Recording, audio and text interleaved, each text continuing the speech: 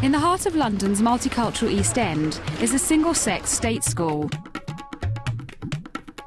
The location of the school means that the intake of students is usually over 98% Bengali Muslim.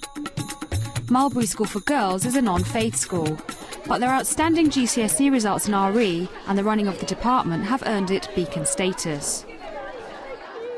We are going to see how one teacher tackles some of the more complex ideas in Christian ethics at Key Stage 4 by using visually engaging techniques. These girls are in the second term of Year 11. They are approaching the end of the teaching module in Social Harmony for the EdXL GCSE short course in RE.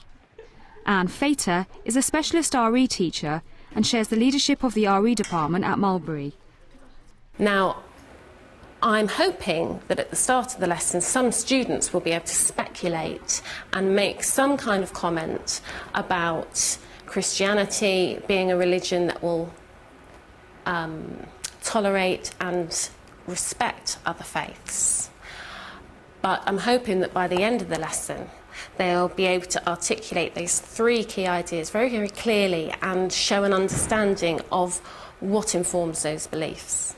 And the key questions that are projected onto the whiteboard or onto the wall, and I'm going to take the register. In preparation for the lesson, I did give them a question to consider for homework, and the question was which, if any, of the world religions possess the truth.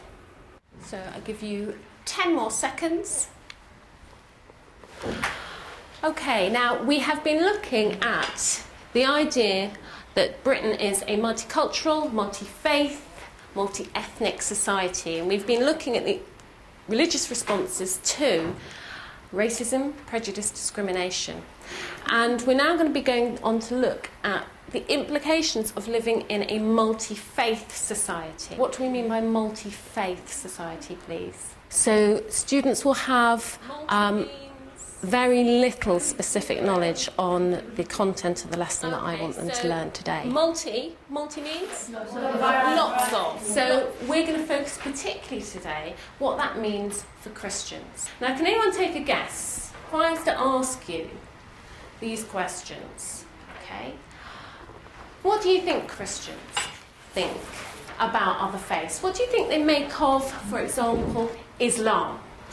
Maureen, thank you. To treat like all the other different religions like respectfully, like you, the way you treat your own. Okay, so we would certainly agree that Christians would say that all religions should be treated respectfully. But is that the same as regarding all religions equal in terms of the truth that they possess? No. Okay, now, well, all people have different views of truth, don't they? Okay? So by the end of this lesson, I'm hoping that you're going to understand the Christian perspectives on what is truth and whether Christianity is a true religion. Okay, so that's your learning objective. But the other thing is that by the end of the lesson, I want you to have a series of diagrams and pictures that are going to be really useful for you to use as revision aids in the forthcoming exam. Okay, so you're going to do a task. First task is you can all see that you're on different tables and you all have a set of cards. All right, so pink, blue and green at the back. Your first activity is to read the definition that you have on your card. Each group has a different Christian perspective, okay, and is a key concept on that. What I'm hoping is that students will be able to describe and explain very well three key Christian responses to other religions. And those Christian responses range from an exclusivist viewpoint, which holds that Christianity is the one and only true religion, to a pluralist viewpoint, which holds that all religion have access to the truth. I'm using a technique today that I enjoy very much, and it's a very interactive technique.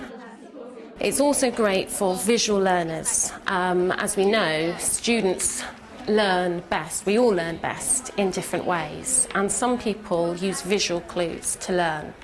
So this activity involves students converting some text into a diagram.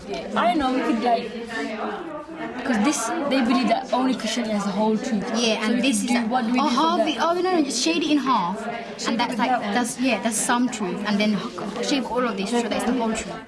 And then sharing their diagram with other people. So that consolidates their learning. But they won't be able to read from the text. They have to use their diagram in order to explain the key concept.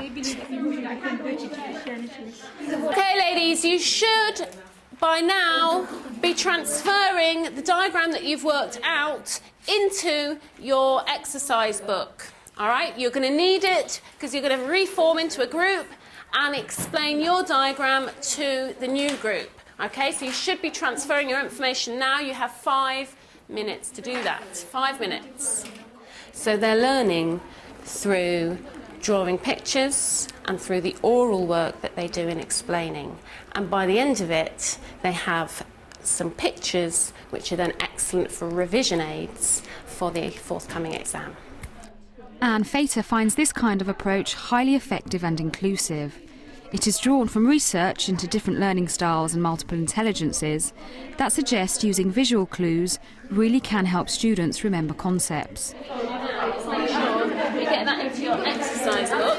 I tend to use ideas that have been, if you like, taught to me from other teachers or through national initiatives. So, for example, this kind of group work activity where they start off in a group and then they reform is a very tried and tested generic sort of group activity which I first came across several years ago when I think I attended an inset on sort of oracy and using different techniques to promote oracy. Okay, right. Most of you have finished. I'll just give you 10 seconds to complete that, and then you're going to form into new groups. I'd like you to stand up, okay, with your coloured card and find yourself into a new threesome, and obviously within your threesome there must be one person with a different coloured card.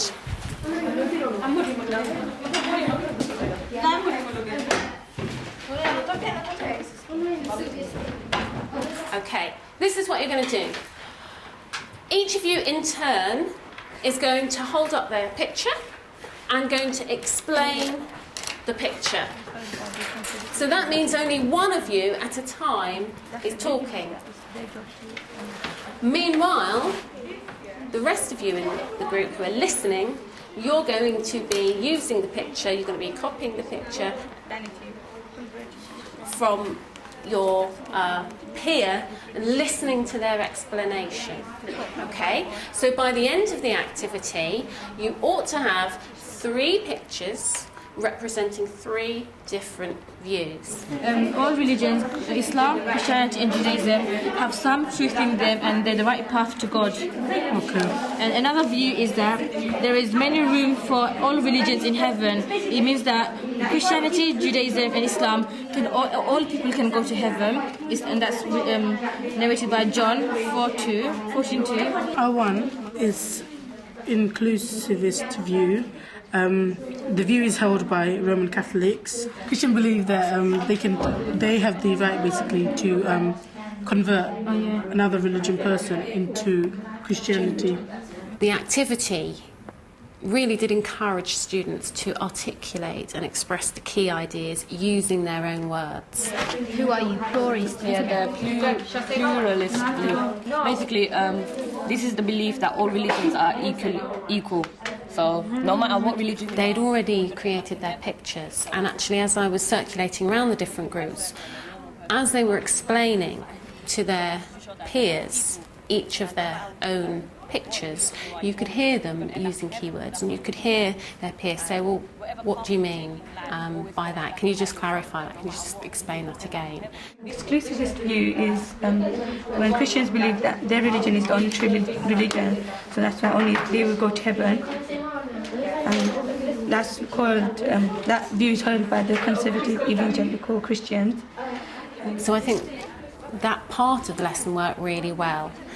And it's going to stick in the memory much more than if they just read a passage from a textbook and answered some comprehension questions on it.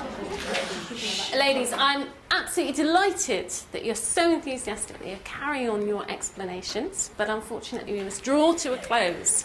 Now, you all have 3 sets of pictures, okay? So I want to go back to the original questions that we set ourselves at the start of this activity.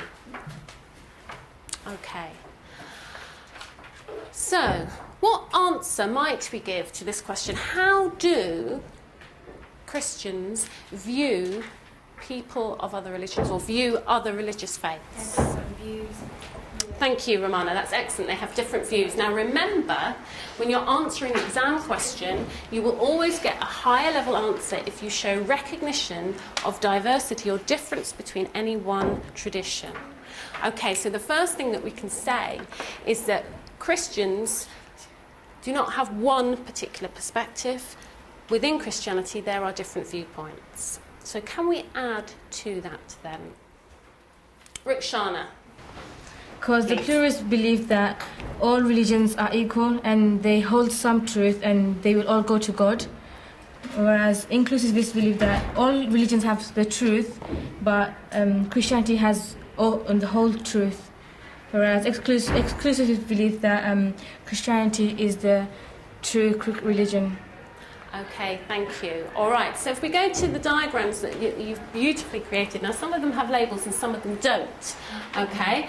But I'd like to hazard a guess with this one on the far end, okay, is the pluralist view? Yes. Okay, I think the pluralist view is represented nicely here. You've got quite clearly a Muslim woman, yes, and a Christian with a cross sprouting out of her head, okay, and you've drawn paths going up a mountain. They're basically they all like similar views basically, but they all like have different views on the religions, but they all end up on the same point, like God.